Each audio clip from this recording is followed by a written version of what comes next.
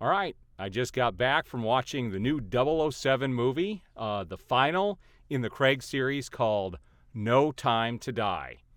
And I'm going to give you guys my raw feelings. And I will tell you that I'm going to keep this spoiler free. So I'm not going to spoil the film in any way. And trust me, it would be very easy to spoil this film for you. So I'm going to keep this as simple and as straightforward as I can make it. I spent the last 4 days, or 5 days, 4 days, rewatching all 4 of the Craig movies. I saw Casino Royale, I think 3 times in theaters, and probably a couple times since I've had it on video. The other films I saw once at the theater, bought the movies, and then just never watched them again. So I had the chance to go through all 4 films and didn't realize how interconnected all 4 films were. And I knew this film was going to be the final in the Craig series and that they would tie it all up. And yeah, this was a very mixed bag for me. I will tell you right off, this was my least favorite of the 5 films. I'll give you my final score at the end on this particular film. But here's what I kind of had an issue with. And I'll talk about what I really liked and what I didn't like. First of all, the music this time was done by Hans Zimmer, and it was definitely had more of an impact. It kind of felt like the Dark Knight series type music. They still had the James Bond theme in there, but it was done by Hans Zimmer, and you could tell. It definitely had some Dark Knight type feel to it. And you had a lot of the same actors back, and we had some people show up from previous films, and we had some returning characters, right, like Ralph Fiennes or whoever it is, Fiennes anyway. I can't remember which one it was, but Fiennes is in the film as M. And we had a lot of the supporting cast. Naomi Harris was back in it, and we have some returning characters, all right? But the story, the problem that I had with this is the first 4 films built up a story about Spectre.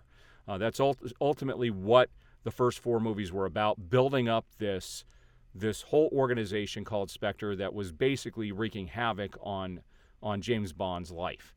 And I knew we were going to get a conclusion to that in this film, but this was not the conclusion I was looking for, wanted, or even expected.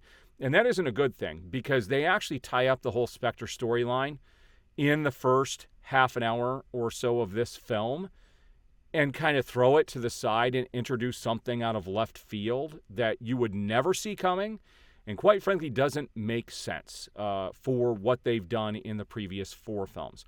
I almost wish that this would have ended with the 4th film. Does that mean I hate No Time to Die? I don't hate the film. It's adequate as a movie. It's entertaining. It is also long. It is almost 3 hours long. And I felt like they were trying to cram too much into this film because of what they did with the storyline and the all of a sudden pivot that they took. They had to have an explanation for that. And they went for the knockout punch. This is what I will tell you, is they went for the knockout punch, and they didn't land it. And this did not have the emotional impact that they were going for or hoping for.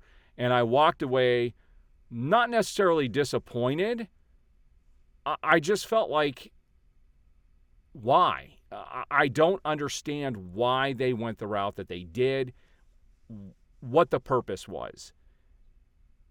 I still enjoyed the movie for what it was, but it's an unnecessary film, completely unnecessary.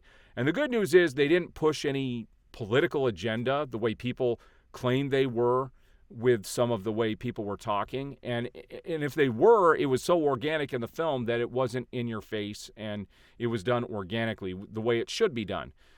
So that was not my problem with the film. It was the pivot they took in the storyline, where they went with it, and the emotional impact they were reaching for but didn't achieve. It was definitely disappointing in that regard. But I will tell you, you had stellar performances by everybody involved. But there was also a little more humor in this film, silly type humor that I wasn't expecting that you didn't get in the other films. So this one was kind of an off-kilter feel compared to some of the other films. I love the opening sequence. The first 20 minutes or so of this film it was pretty awesome, and it definitely built off of what they've done in the past. And then, like I said, it takes a nice left turn. and it was unnecessary, and I think it did a disservice to the other 4 films. I really do. So at the end of the day, I give this film 3.5 stars. I think if you really want to see how it ends, it's worth going to see. But to me, it's not a satisfying ending to the story that they'd already built upon. So I tell people, go at your own risk. I think different people will get different things out of it. Some may love the ending. Some may love the way the story evolves, but I just thought it was unnecessary. This seemed like a tacked-on film at the end, just saying, hey, Craig's done. Let's figure out a way to end it. And I think they missed the mark on that. So didn't hate it, but didn't love it. At the end of the day, I give it 3.5 stars, where every other film is either 4 or 5 stars. Well, actually 4.5 or 5 stars. I think for me, the series would kind of rank like this. I love the second film the most, which is Quantum of Solace. I would put Casino Royale second. I would put, I forget the order in which these go in. I would put Spectre third, and then I would do the one that, I forget the name of it. Anyway, I'm forgetting the name of it, but all of those films were much more tight, entertaining than this one. So there's kind of my review on the new 007 movie, No Time to Die. I would love to hear what you guys thought on the film, and I'll see you guys on the next review.